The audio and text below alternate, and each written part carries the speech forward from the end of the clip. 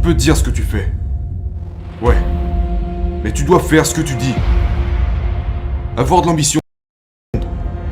Mais ceux qui excellent sont ceux qui ont pris cette ambition et qui l'ont convertie en quelque chose de réel. À travers des milliers d'heures de travail acharné.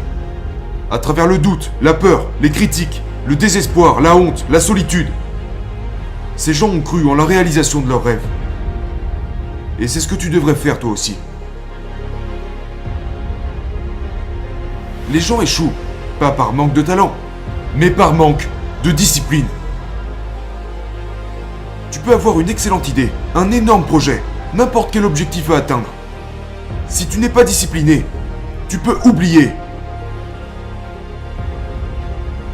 Honnêtement, es-tu capable, selon toi, de concrétiser tous tes objectifs? Tous, sans la moindre exception. Bien sûr que t'en es capable. Alors qu'est-ce qui te retient? Pourquoi t'es si pessimiste? Pourquoi tu penses au fait que tu pourrais te rater ou t'arrêter? Imagine quand tu seras devenu celui que tu veux être. Arrête de te freiner. Accélère. Une seule personne peut t'arrêter. Toi. C'est cette voie de la facilité qui t'incite à ne rien faire. C'est le mauvais modèle. Celui qui t'encourage à rester dans ton lit. Qui te chuchote que tu pourrais te reposer. Mais ce n'est certainement pas le moment de se reposer. C'est le moment de prendre une décision et de la suivre. Décide de faire de cette année la meilleure de toute ta vie et personne t'en empêche. Décide de passer de celui qu'on prend pour un fou à celui qui caractérise la réussite. Et la seule façon de réussir, c'est d'essayer, une fois de plus. Observe ton dialogue interne et discipline tes pensées. Parce que si tu ne le fais pas, ton esprit va devenir incontrôlable. Contrôle ton esprit. Ne le laisse pas dicter ta vie. Tu n'as pas à être motivé. Ne laisse juste pas tes peurs t'arrêter. Vis chaque jour comme s'il ne t'en restait plus que 10.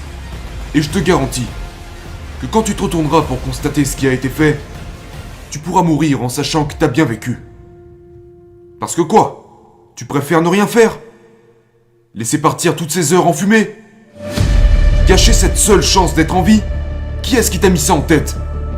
Bouge-toi, parce que je te garantis que si tu continues à gâcher ce potentiel, à recouvrir chacune de tes journées avec ce voile misérable qu'est la médiocrité, tu connaîtras la pire des morts. La mort, accompagnée du regret. Il y a ce mythe qui tourne autour de la loi de l'attraction.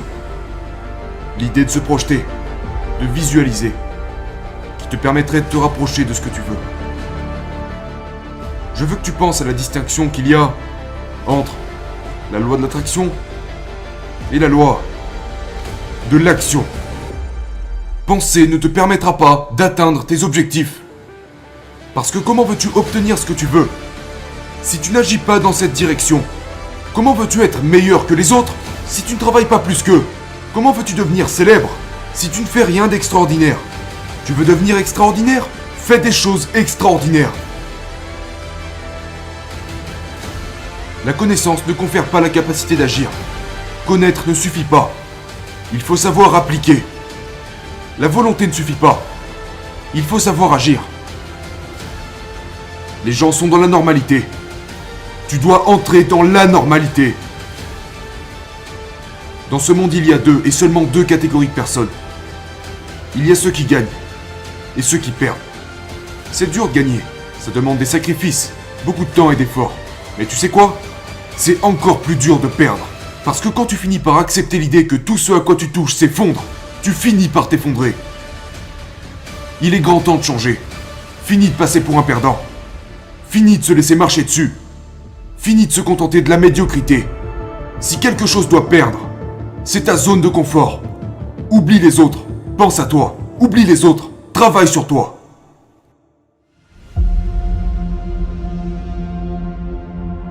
Tu es la seule personne qui peut décider de changer.